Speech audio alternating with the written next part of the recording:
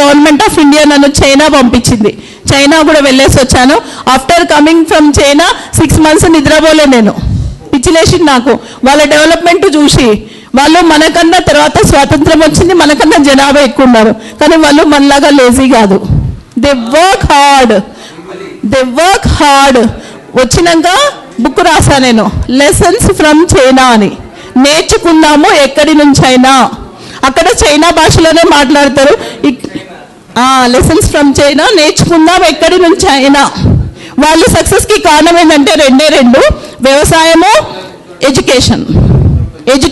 Only వాళ్ళు Chinese భాషలోనే నేర్చుకుంటారు. వాళ్ళు అన్ని దేశాలు పోతారు, నేర్చుకుంటారు, మళ్ళీ వచ్చి వాళ్ళ దేశం గురించే పనిచేస్తారు. ఫస్ట్ పాయింట్ అది. Second point, education system. Beautiful education system వాళ్ళ దగ్గర. ఒక ఊరు వెళితే పెద్ద బిల్డింగ్ ఉంది అంటే అది స్కూల్. అన్నిటికన్నా బ్యూటిఫుల్ బిల్డింగ్ అంటే స్కూల్. అందుకే వాళ్ళు అంత డెవలప్ ఉన్నాడు అక్కడ. రియలీ వాళ్ళ అగ్రికల్చర్. ఒక్క ఫార్మర్ చచ్చిపోలేదండి అక్కడ సూసైడ్ చేసుకొని. ఇక్కడ ఎవరు చచ్చిపోయినా మనకేం ఫరక్ పడదు. So sad. వాళ్ళకి దేశభక్తి చాలా ఎక్కువ ఉంది, అది మనకు పోయింది. That is the difference what I learned. అది 6 months వెళ్ళి మళ్ళీ నేను ఆ బుక్ను రిలీజ్ చేసి వచ్చిన. చైనా గవర్నమెంట్ ఆ బుక్ను మళ్ళీ ప్రింట్ చేసుకుంది. చూడండి, ఒక ఇండియన్ ఉమెన్ వాళ్ళ దేశం గురించి రాసింది అని. They felt so happy. అంటే ఇక్కడ వచ్చి మళ్ళీ నేను రీసెర్చ్ చేశాను. నేను వెళ్ళిన కొన్ని రోజులలో పూర్తిగా నాకు నాలెడ్జ్ రాలేదనిపించింది. అయితే ఒక చిన్న ఇన్సిడెంట్ చెప్తా. మాతో ఒక గైడ్ ఉండింది, చిన్న అమ్మాయి. అమ్మ నువ్వు ఏం చదువుతున్నావు అని అడిగాను. ఫార్మసీ చదువుతున్నా అని చెప్పింది. నీకు ఇష్టమా ఫార్మసీ అంటే? కాదు, నా దేశానికి ఇప్పుడు ఫార్మసిస్టులు అవసరం ఉంది, అందుకే చదువుతున్నా అన్నది. అక్కడ పాయింట్ మీరు చూడండి. నాకైతే ఐ ఫెల్ట్ సో షేమ్.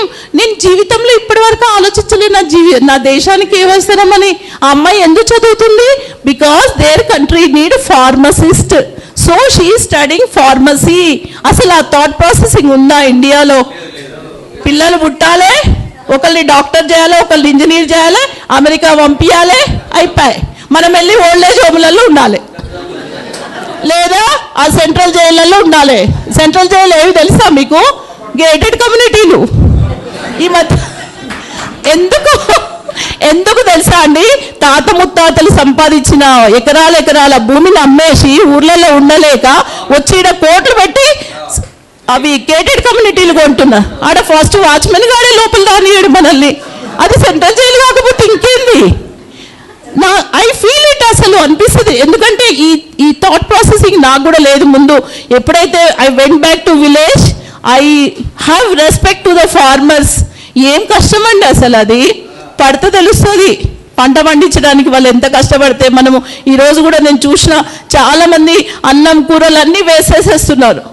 అది పండిస్తే తెలుస్తుంది. నేను ఇప్పుడు పండిస్తున్నా కాబట్టి తెలుస్తుంది నాకు కూడా.